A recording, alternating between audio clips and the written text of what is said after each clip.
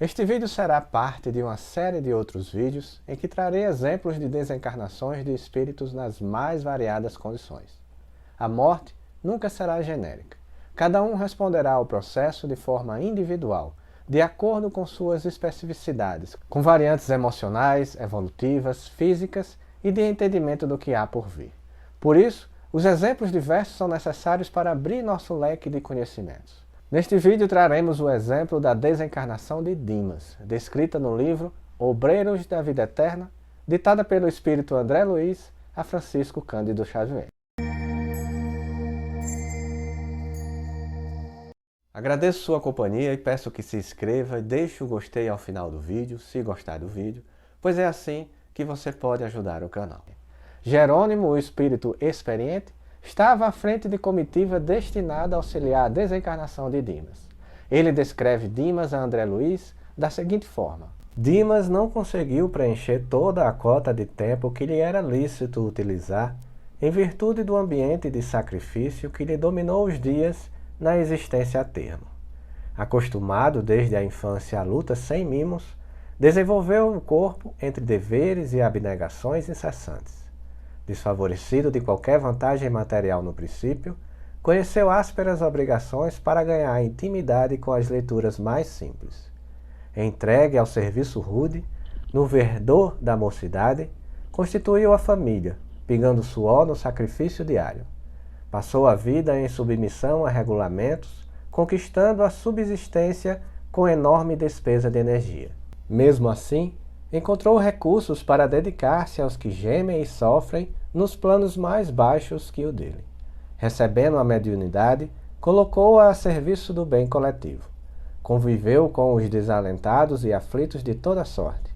E porque seu espírito sensível encontrava prazer em ser útil e em razão dos necessitados guardarem raramente a noção do equilíbrio, sua existência converteu-se em refúgio de enfermos do corpo e da alma. Perdeu quase integralmente o conforto da vida social. Privou-se de estudos edificantes que lhe poderiam prodigalizar mais amplas realizações ao idealismo de homem de bem e prejudicou as células físicas, no acúmulo de serviço obrigatório e acelerado na causa do sofrimento humano. Pelas vigílias compulsórias, noite adentro, atenuou-se-lhe a resistência nervosa, pela inevitável irregularidade das refeições. Distanciou-se da saúde harmoniosa do estômago. Pelas perseguições gratuitas de que foi objeto, gastou o fosfato excessivamente e pelos choques reiterados com a dor alheia, que sempre lhe repercutiu amargamente no coração, alojou destruidoras vibrações no fígado, criando afecções morais que o incapacitaram para as funções regeneradoras do sangue. É verdade que não podemos louvar o trabalhador que perde qualquer órgão fundamental da vida física em atrito com as perturbações que os companheiros encarnados criam e incentivam para si mesmos. No entanto, faz-se preciso considerar as circunstâncias em jogo. Dimas poderia receber com naturalidade semelhantes emissões destrutivas, mantendo-se na serenidade intangível do legítimo apóstolo do Evangelho. Todavia, não se organiza de um dia para o outro o anteparo psíquico contra o bombardeio dos raios perturbadores da mente alheia. Como não é fácil improvisar cais seguro ante o oceano em ressaca. Cercado de exigências sentimentais, subalimentado, mal dormido, teve as reiteradas congestões hepáticas convertidas na cirrose hipertráfica, portadora da desintegração do corpo. Vemos então que Dimas é exemplo de alguém que cumpriu uma boa jornada. Usou de sua mediunidade com proveito, mas desgastou o corpo por receber tantos ataques de baixas energias, além de menos cuidado na alimentação e trabalho excessivo. Segue a leitura da narração de André Luiz. Em breve chegávamos à residência do enfermo, cujo estado era gravíssimo. Iluminada a entidade que evidenciava grande interesse pelo agonizante, acercou-se do assistente, indagando se o decesso fora marcado para aquele dia. Sim, esclareceu o interpelado. A resistência orgânica terminou. Estamos autorizados a aliviá-lo, o que faremos ainda hoje, alijando-lhe o fardo pesado de matéria densa. A interlocutora consultou-o ainda sobre a oportunidade de reunir ali alguns beneficiados da missão cumprida pelo moribundo, que lhe desejavam testemunhar carinhoso apreço no derradeiro dia carnal. Minha amiga, compreende as dificuldades inerentes ao assunto? Respondeu o nosso dirigente com gentileza. Se Dimas estivesse plenamente senhor das emoções, não surgiria inconveniente algum. Entretanto, ele permanece agora sob agitações psíquicas muito fortes. Conhece o fim próximo do aparelho carnal, mas não pode esquivar-se de súbito às algemas domésticas. Teme o futuro dos seus, conserva-se em total descontrole dos nervos e enlaça-se nas emissões de inquietude da esposa e dos filhos. Cremos ser inoportuna essa visita compacta no decorrer das atividades da desencarnação, mesmo em se tratando dos melhores amigos do doente, para que se lhe não agrave o descontrole mental. Dimas poderá, não obstante, ser amparado pelo afeto dos que por ele têm afeição. Logo se disfarça do corpo grosseiro. Além disso, sugiro que manifestações de carinho, merecida e justa, lhe seja prestada por quantos o estimam no dia em que nos deslocarmos da casa transitória de Fabiano para as regiões mais altas. Nosso irmão e cooperador descansará ali sob atencioso cuidado, junto de outros amigos em condições análogas. Não faltaremos com um aviso prévio sobre sua partida, para que se congreguem conosco os seus afeiçoados, na prece de reconhecimento que elevaremos ao Todo-Poderoso. Dimas estava com perturbações psíquicas, temendo o futuro da esposa e dos filhos, algo comum em muitas desencarnações, mesmo aos mais espiritualizados. Segue a narrativa. O transe era sem dúvida melindroso.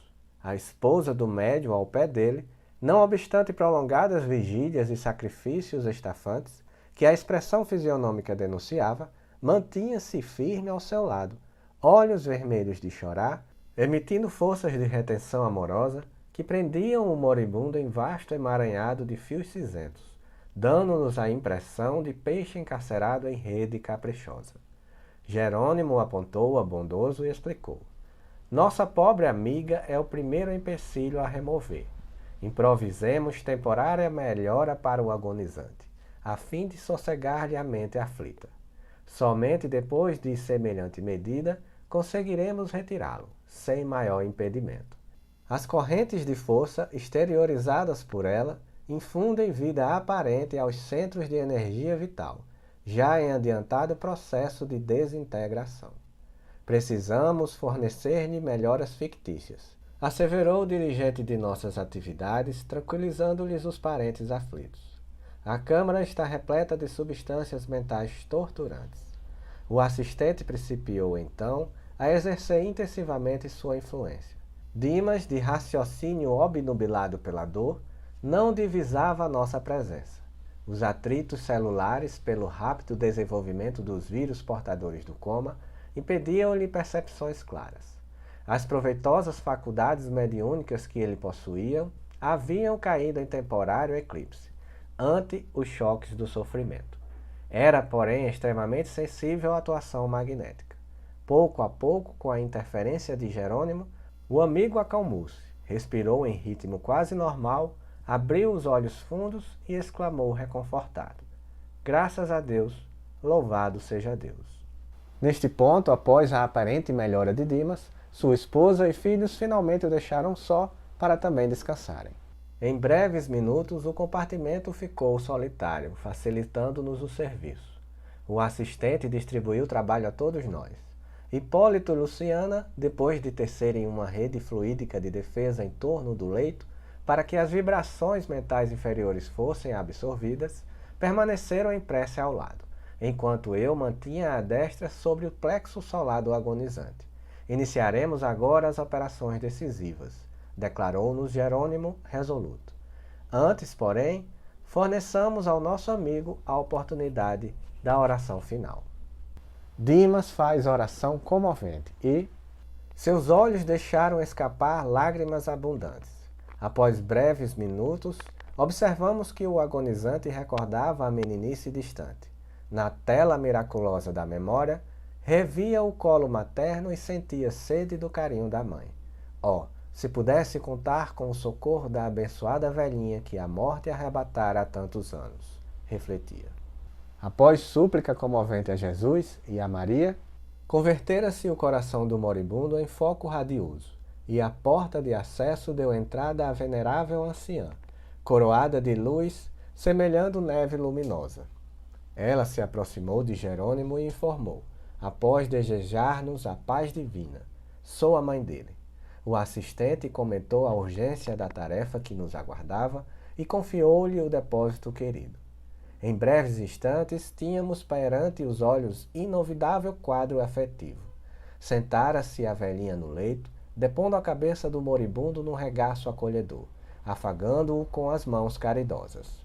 Em virtude do reforço valioso no setor da colaboração, Hipólito e Luciana, atendendo ao nosso dirigente, foram velar pelo sono da esposa, para que as suas emissões mentais não nos alterassem o esforço. No recinto, permanecemos os três apenas. Dimas, experimentando o indefinível bem-estar no regaço materno, parecia esquecer agora todas as mágoas, sentindo-se amparado como criança semi-inconsciente, quase feliz. Ordenou Jerônimo que me conservasse vigilante, de mãos coladas à fronte do enfermo, passando logo após ao serviço complexo e silencioso de magnetização. Em primeiro lugar, insensibilizou inteiramente o vago, para facilitar o desligamento das vísceras. A seguir, utilizou passes longitudinais, isolou todo o sistema nervoso simpático, neutralizando mais tarde as fibras inibidoras no cérebro. Descansando alguns segundos, asseverou: não convém que Dimas fale agora aos parentes. Formularia talvez solicitações descabidas. Indicou o desencarnante e comentou sorrindo: noutro tempo, André, os antigos acreditavam que entidades mitológicas cortavam os fios da vida humana. Nós somos parcas autênticas, efetuando semelhante operação. E porque eu indagasse tímido por onde iríamos começar, explicou-me o orientador. Segundo você sabe, há 3 regiões orgânicas fundamentais que demandam extremo cuidado nos serviços de liberação da alma. O centro vegetativo ligado ao ventre, como sede das manifestações fisiológicas. O centro emocional, zona dos sentimentos e desejos, sediado no tórax. E o centro mental, mais importante por excelência, situado no cérebro. Aconselhando-me cautela na administração de energias magnéticas à mente do moribundo, começou a operar sobre o plexo solar, desatando laços que localizavam forças físicas. Com espanto, notei que certa porção de substância leitosa extravasava do umbigo, pairando em torno. Esticaram-se os membros inferiores, com sintomas de esfriamento. Dimas gemeu em voz alta, semiconsciente. Acorreram amigos assustados. Sacos de água quente foram-lhe postos nos pés. Mas antes que os familiares entrassem em cena, Jerônimo, com passes concentrados sobre o tórax, relaxou os elos que mantinham a coesão celular no centro emotivo, operando sobre determinado ponto do coração que passou a funcionar como bomba mecânica desreguladamente. Nova cota de substância desprendia-se do corpo, do epigastro à garganta. Mas reparei que todos os músculos trabalhavam fortemente contra a partida da alma, opondo-se à libertação das forças motrizes em esforço desesperado, ocasionando angustiosa aflição ao paciente. O campo físico oferecia-nos resistência, insistindo pela retenção do Senhor espiritual. Quis fitar a brilhante luz, mas confesso que era difícil fixá-la com rigor. Em breves instantes, porém, notei que as forças em exame eram dotadas de movimento plasticizante.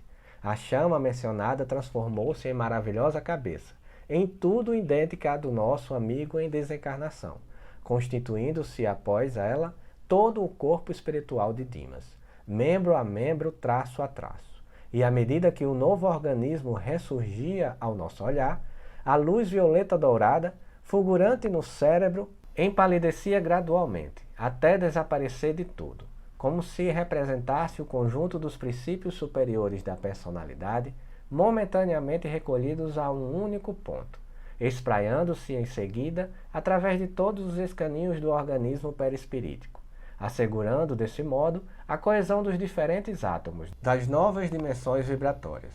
Dimas desencarnado elevou-se alguns palmos acima de Dimas cadáver, apenas ligado ao corpo através de leve cordão prateado, semelhante a sutil elástico entre o cérebro de matéria densa, abandonado, e o cérebro de matéria rarefeita do organismo liberto.